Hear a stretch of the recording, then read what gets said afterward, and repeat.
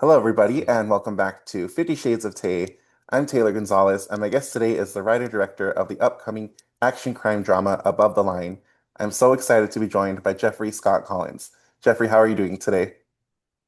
Great. Thank you so much for having me. Oh, Very excited to be here. thank you very much for being here. We were just talking about how you're getting ready for the premiere on Monday in New York. How excited are you for this? Very, very excited. And it's amazing to be premiering here in New York. I'm from upstate New York, but lived in the city for about 7 years before moving to LA. And yeah, it's been a long time coming. We're so excited for to show this film to the world and doing it in New York at the Angelica. It's amazing. Oh, that is awesome. I've always wanted to go to that theater, so I hope you guys have a blast. I Yeah, actually thank I haven't been to New York in a while, but the next time I go, do you have any recommendations for somewhere that like I would have to check out since you're from there? Oh man, that's a great question. I mean, Angelica for sure. A huge fan of Central Park. Seeing different plays on Broadway, all the restaurants, one of my favorite, La Conda Verde and Tribeca. Um, yeah, there's so much, but honestly, like one of my favorite things to do is just walk around and you have no idea what you're gonna see, but just the energy, it's amazing. Yeah, it's tough because I feel like every time I'm in New York, it's only for a few days. So I don't sleep, and then I try and fit Mm. in as much as possible. I remember the last time we were there, we went to go see the Statue of Liberty and then went straight from there to our flight home. Like, it's just crazy how much I Oh can wow. pack into like 72 hours. So I gotta go again when I Yeah. have like a week and then just make a list of stuff to check out. And like you said, just walk around because there's so much to see just walking and you never know what you'll encounter. No, it's yeah, that's funny. 72 hours in New York, it feels like, I don't know, 2 weeks anywhere else. And somehow I'm always getting home at like very late, like 2 a.m. or something, but had no intention. So but yeah, it's a blast. But yeah, highly recommend longer than 4 days and in the fall is Oh the yeah. best. Yeah. Yeah. Oh man, I gotta go. I gotta plan a trip. Yes, So definitely. before we get into Above the Line, I wanted to ask you, when and how did you know you wanted to become a filmmaker? Well, I grew up. I mean, honestly, I was like 4 or 5 years old, and messing around with my mom's like VHS camcorder that was like massive, and begging family friends to be in these silly little shorts that I would make.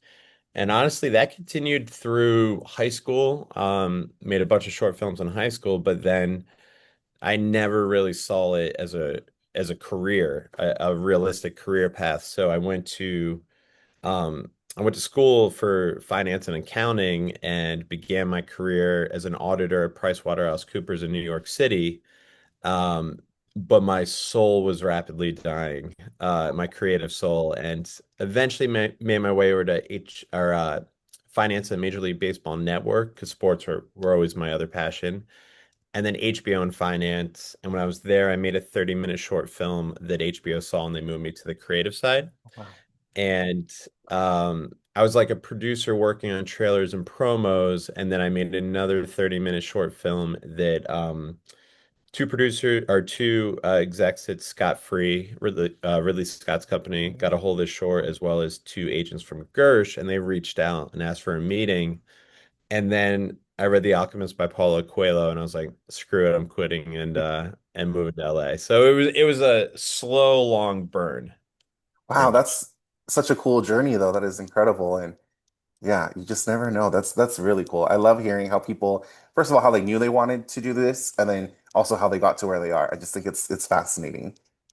Yeah, yeah. I love hearing people's stories too, because there's no one path, obviously. And yeah, I tried the whole 9 to 5 finance, but my creative soul was not gonna let that happen. Yeah. Yeah. Well, with Above the Line, I love the whole premise of this film. I think it's just, I don't know, really funny and really fun and creative. For people who haven't had a chance yet to check out the trailer, can you talk a little bit about what the premise of your film is? Yeah, so Above the Line, it's a dark heist comedy, very in the vein of the crime noir films that I grew up on, Tarantino, Coen Brothers, Soderbergh, those type of films. And it's about a group of Hollywood desperate types that are all invited to a house in the hills on Christmas Eve, and they don't know why. And they get there and they realize they're all strangers. They don't know each other. They don't know why they're there, and they don't know who orchestrated this whole thing.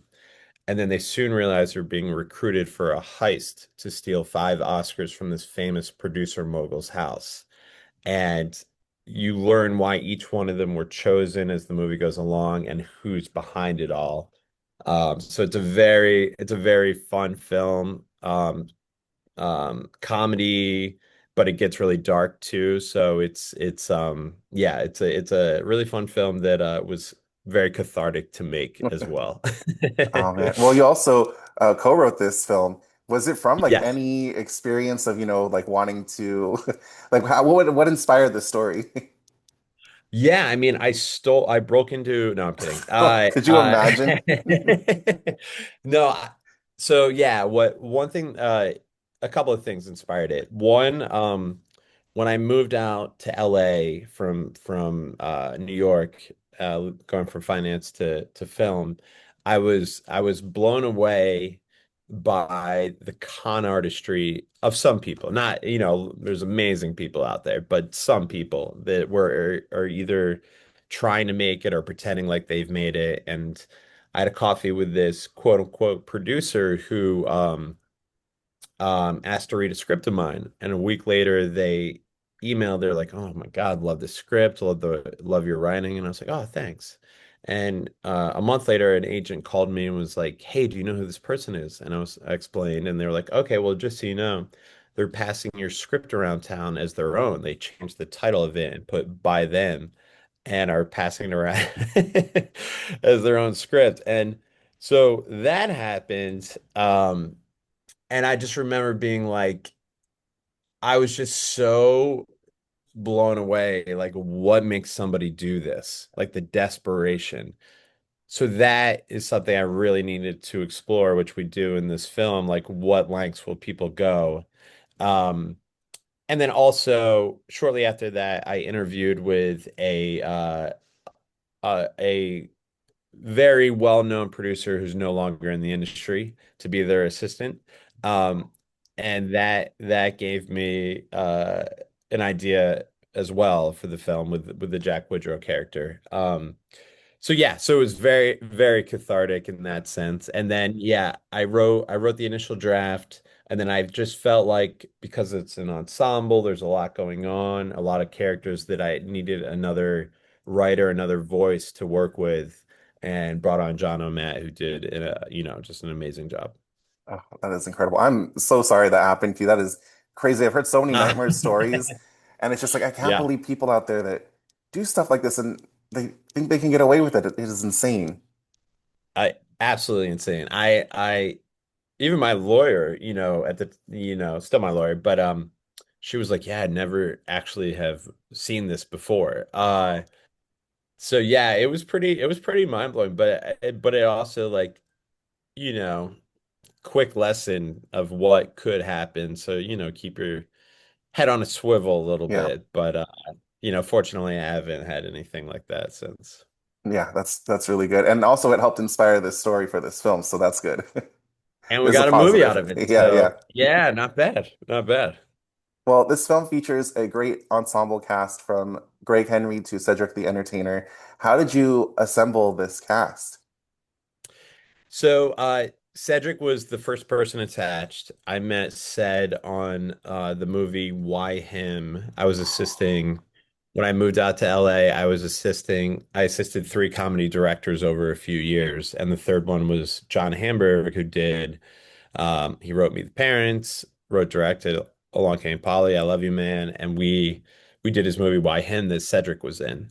Um, and Ced and I just built a great relationship, and said narrated my first feature, which was a ultra low budget comedy called Poor Grey Drowning. And he read the script and immediately loved it and was the first person attached.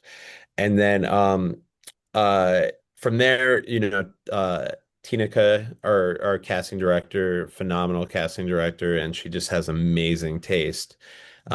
So we just went through, a deep casting process, auditions, and all that. But she had the brilliant idea of Greg for Jack Woodrow, and I was a huge, I've seen Greg in so many things over the years, all the De Palma movies that he's in, and yeah, it was a no-brainer.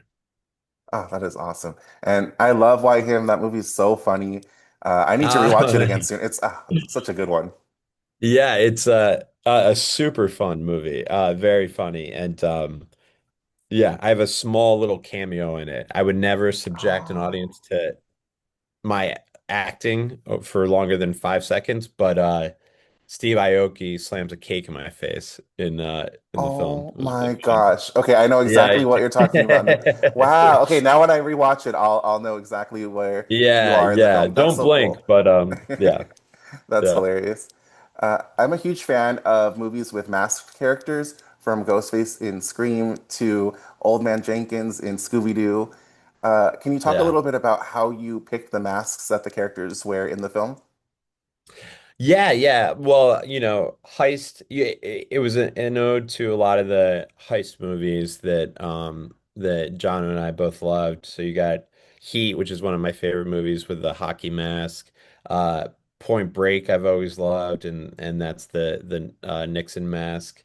And then uh, Al the clear plastic mask is from Alice Sweet Alice, an old throwback, a horror film from I believe it was 76.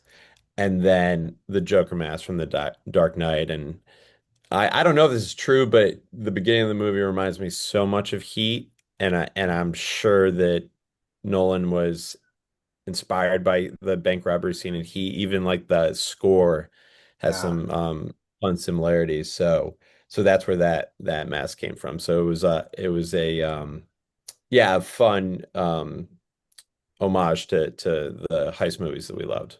Oh, that is awesome. That would be like my favorite part of making this film would be to pick out the masks for the people. And I love that Yeah, they're yeah. each like a nod to another film or something like that. That's really cool.